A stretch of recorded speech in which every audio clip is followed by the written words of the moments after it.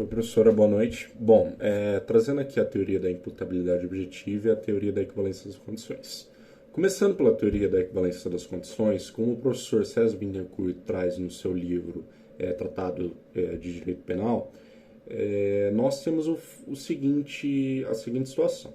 Ela parte da premissa de que o agente ele tem que ser relevante para dar aquela causa jurídica, né? Ou seja, ele tem que ser relevante naquela conjuntura toda da obra. Então, ou seja, a ação dele, ao você tirá-la, se ela não dá condição, ela não é relevante.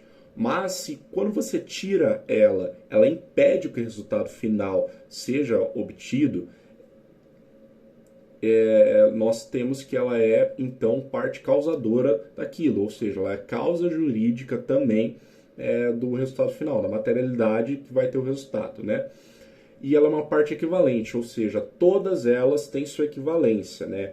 A ação aqui, a ação do outro agente ali, outra ação do agente aqui, toda essa conjuntura da obra é equivalente, ou seja, a equivalência das causas para o resultado final. Só que ela tem um problema, justamente esse, ela é muito abrangente, né? E a teoria da imputabilidade objetiva vem justamente para sanar esse problema. Por quê?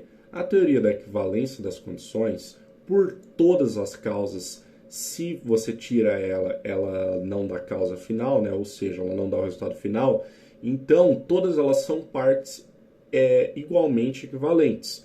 Só que isso é um problema, que, por exemplo, no assalto, o fabricante da arma, se ele fabricou da maneira correta, vendeu da maneira correta, ele não é responsável pelo resultado final.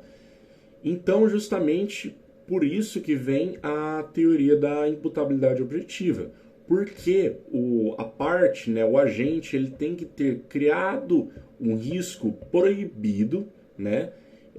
E também proibido e previsível de que aquilo ia, na conjuntura da obra, que aquilo ia ocasionar em um crime, né? Em um tipo penal, que ia dar algum problema finalmente. Então, vamos supor, por exemplo, se essa empresa tivesse fabricado essa arma, por exemplo, sei lá, a Sig Sauer tivesse fabricado essa arma, mas ela vendesse para uma pessoa que tem um histórico criminal, já tem passagem para a polícia, e alegadamente estava falando que estava comprando para ir lá e cometer um assalto, cometer um homicídio, seja lá qual for o crime que ele utilizar essa arma, aí sim esse agente pode ser responsabilizado segundo a ótica da teoria da imputação objetiva. Porque sim, ele foi parte integrante, sim, ele deu margem para que esse crime ocorresse, né? Porque ele criou um risco proibido e era previsível que aquilo ia ocorrer algo de ilícito, né? E essas teorias, elas são aplicadas no direito penal brasileiro na teoria da equivalência das condições, justamente quando nós analisamos, por exemplo, um caso que tem uma superveniência, algo do tipo, né? Porque, vamos supor, eu dou um tiro em uma pessoa, evidentemente, eu que dei causa para uma eventual morte, uma lesão corporal, uma tentativa de homicídio, enfim. Isso seria tentativa de homicídio e homicídio, né?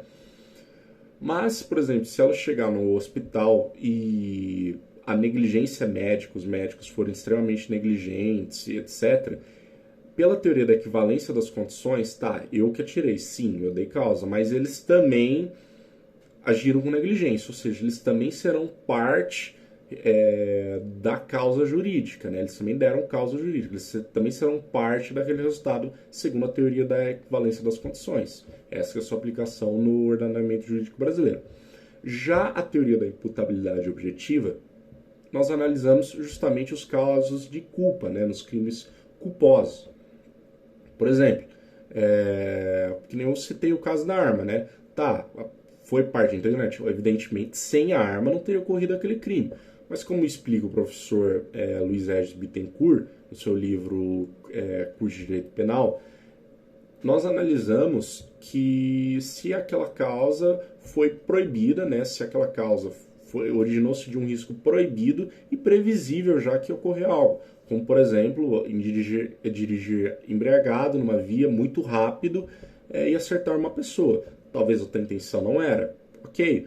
Só que você dirige de uma maneira muito rápida, estando embriagado, então você criou um risco proibido e previsível que poderia ocorrer alguma coisa, né? Obrigado, professora.